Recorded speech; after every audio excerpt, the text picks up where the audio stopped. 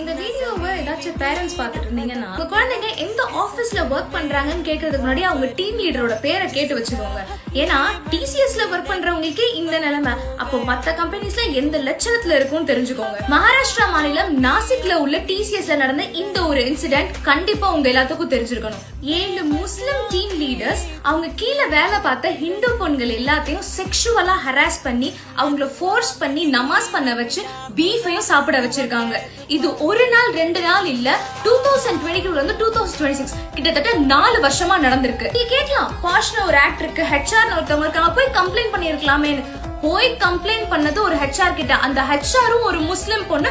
அந்த பொண்ணு இத பத்தி கண்டுக்க கூட இல்ல, ஒரு ஆக்ஷனும் உங்களுக்கு எடுக்கவும் இல்ல. அப்புறம் எதுக்கு பாஷ்னு ஒரு சட்டம் இருக்கு, அப்புறம் எதுக்கு ஹெச்ஆர் இருக்காங்கன்னு எனக்கு தெரியல. இந்த பொண்ணுங்கனால அந்த டார்ச்சரை தாங்க முடியாம போலீஸ் கிட்ட கம்ப்ளைண்ட் பண்ணி இப்ப அந்த 7 பேரையும் அரெஸ்ட் பண்ணிருக்காங்க.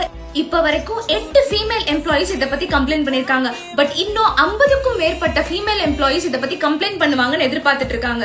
இதுவும் ஒரு கைண்ட் ஆஃப் லவ் ஜிஹாத் தான். பிகாஸ் இந்த எல்லா பொண்ணுங்க கிட்டயும் நாங்க உங்களை கல்யாணம் பண்ணிக்கிறோங்கிற ப்ராமிஸோட தான் இதெல்லாம் பண்ணிருக்காங்க. இதெல்லாம் சொன்னா லவ் ஜிஹாத்லாம் ஆர்எஸ்எஸும் பிஜேபியும் கொண்டு வந்தது, அதெல்லாம் ஒண்ணுமே கிடையாது. It is just a propaganda சொல்றவங்க கிட்ட இத ஷேர் பண்ணுங்க. தயவு செஞ்சு உங்க பொண்ணுங்க யாரு கூட இருக்காங்க, யாரு கூட பழகுறாங்கன்னு தெரிஞ்சுக்கோங்க.